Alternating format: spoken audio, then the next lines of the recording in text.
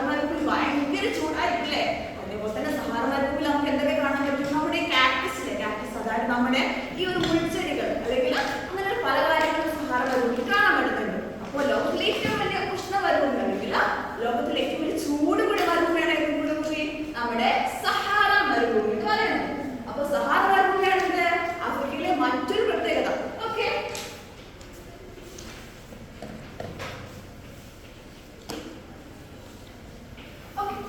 ഇനി ഈ ലോകത്തിലെ ഏറ്റവും വലിയ നദി ഏതാ? നമ്മളെ യൂട്യൂബ് വീഡിയോസിലൊക്കെ കാണുന്നത് ഈ ആമസോൺ കാടുകളുടെ വലിയ പിരാനയുണ്ട്, പിന്നെന്താ ആളെ കൊല്ലുന്ന വലിയ മത്സ്യങ്ങളുണ്ട്, അനാക്കോണ്ടകളുണ്ട് എന്നൊക്കെ പറഞ്ഞു കേൾക്കുന്നില്ലേ? ഈ പറയുന്ന ഈ ആമസോൺ എന്ന് പറയുന്നത് ലോകത്തിലെ ഏറ്റവും വലിയ നദിയാണ്. അങ്ങനെയാണെങ്കിൽ ലോകത്തിലെ ഏറ്റവും നീളം കൂടിയ നദി ഏതാ? ഇവിടെ വലുപ്പവും നീളവും വേറെ വേറെയാണ് എന്റെ മക്കളെ, വലുപ്പവും നീളവും വേറെ വേറെയാണ്.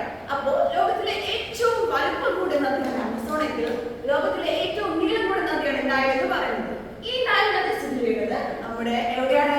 നമ്മുടെ ആഫ്രിക്ക വൻകരയിലാണ് നൈൽ നദി സ്ഥിതി ചെയ്യുന്നത്.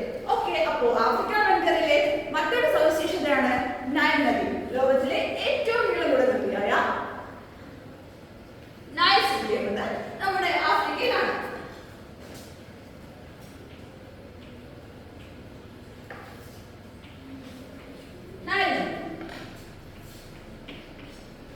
അപ്പോ നമ്മൾ രാവിലെ എണീച്ച് നോക്കുമ്പോൾ നമ്മുടെ വീട്ടപ്പുറത്തുള്ള കണാലേട്ടനും ഉമ്മാനേട്ടനും ഒക്കെ ഉണ്ടാവും. ഈ മറ്റേ പശുവിനെയും നമ്മുടെ പോത്തിനൊക്കെ എന്താണ് പുല്ല് വേഗം വേണ്ടിയിട്ട് അപ്പുറത്തൊക്കെ പുറത്തൊക്കെ ഇട്ടിട്ടുണ്ടാവില്ലേ?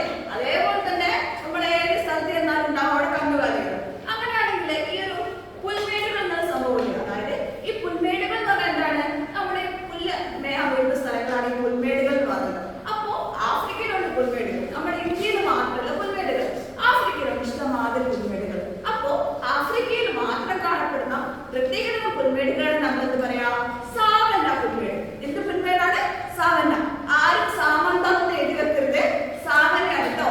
സാമന്ത അല്ല, സാവന്ന പുൽമേട്. അപ്പോ ആഫ്രിക്കയിലെ മറ്റൊരു സവിശേഷതയാണ് സാവന്ന പുൽമേട്.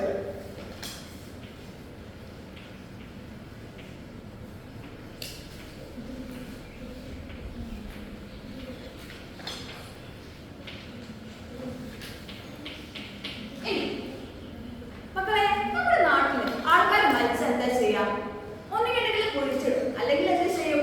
നമ്മള് ദഹിപ്പിക്കും. പക്ഷെ ഇതൊന്നും ചെയ്യാണ്ട് നല്ല സുന്ദര കുട്ടപ്പന്മാരാക്കി കുറെ ലോഷൻസും അല്ലെങ്കിൽ കുറെ മരുന്നൊക്കെ പുരട്ടി അടിപൊളിയായിട്ട് സൂക്ഷിച്ചു വെക്കുന്ന ഒരു നാടുണ്ട്. ആ നാട് ഏതാണെന്നറിയോ? ആർക്കെങ്കിലും അറിയോ? ഒന്ന് പറഞ്ഞേ. ആ, മക്കള് പറഞ്ഞ കറക്റ്റ് ആണ്, ഈജിപ്താണ്. അപ്പൊ ഈജിപ്തിലെ ഭരണാധികാരികളുടെ പേരാണ് ഫറോമാർ. ഈജിപ്തിലെ ഭരണാധികാരികളുടെ പേരാണ് ഫറോമാർ. ഈ ഫറോമാരെ അടക്കം ചെയ്തിട്ടുള്ള അല്ലെങ്കിൽ മമ്മികൾ എന്ന് പറയും. അതായത് ഈ അവരുടെ മൃതദേഹങ്ങൾ പ്രത്യേക രീതിയിൽ സംസ്കരിക്കുന്നവരാണ് മമ്മികൾ എന്ന് പറയും. ആ മമ്മികളെ പ്രത്യേക ഹൃദയമാക്കുന്ന ആ ഒരു സ്ഥലത്തെ അല്ലെങ്കിൽ ആ ഒരു കെട്ടിടത്തെയാണ് നമ്മൾ എന്ത് പറയാ? പിരമിഡ് എന്ന് പറയും. അപ്പോ ഈ പിരമിഡുകളുടെ നാടെന്ന് അറിയപ്പെടുന്ന ഈജിപ്ത് എന്നൊരു രാജ്യമുണ്ട്. ഓക്കെ, അപ്പോ ഈ പിരമിഡുകൾ എന്നത് ആഫ്രിക്കയിലെ മാത്രം സവിശേഷതയാണ് അല്ലേ?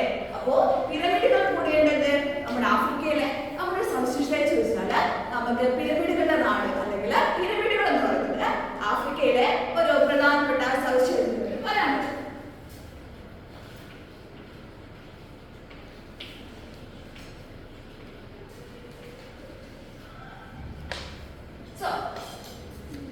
നമ്മള് കുറച്ച് കാര്യങ്ങൾ പഠിച്ചില്ലേ? ആഫ്രിക്കയെ കുറിച്ച് കുറച്ച് കാര്യങ്ങൾ പഠിച്ചു. അപ്പൊ ഒന്നുകൂടി നമുക്ക് തെളിയിക്കാൻ നോക്കിയാലോ?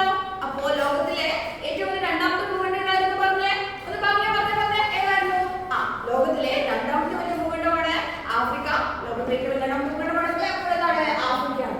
ആഫ്രിക്ക എന്താണ്? ആഫ്രിക്ക രാജ്യത്തിൽ എന്തായിരുന്നു? ഓക്കെ, ആഫ്രിക്ക എന്തായിരുന്നു? എന്തായിരുന്നു? ആ, തലയോക്കി രാജ്യത്തിലുള്ള ഭൂഖണ്ഡമാണ് എന്ത്? ആഫ്രിക്ക. അതിനുശേഷം കുറച്ച് സവിശേഷതകൾ പറഞ്ഞില്ലേ? ആഫ്രിക്കയിലാണ് നമ്മുടെ കിളിമഞ്ചാരോ, ആഫ്രിക്കയിലാണ് സ്ഥിതി ചെയ്യുന്നത്.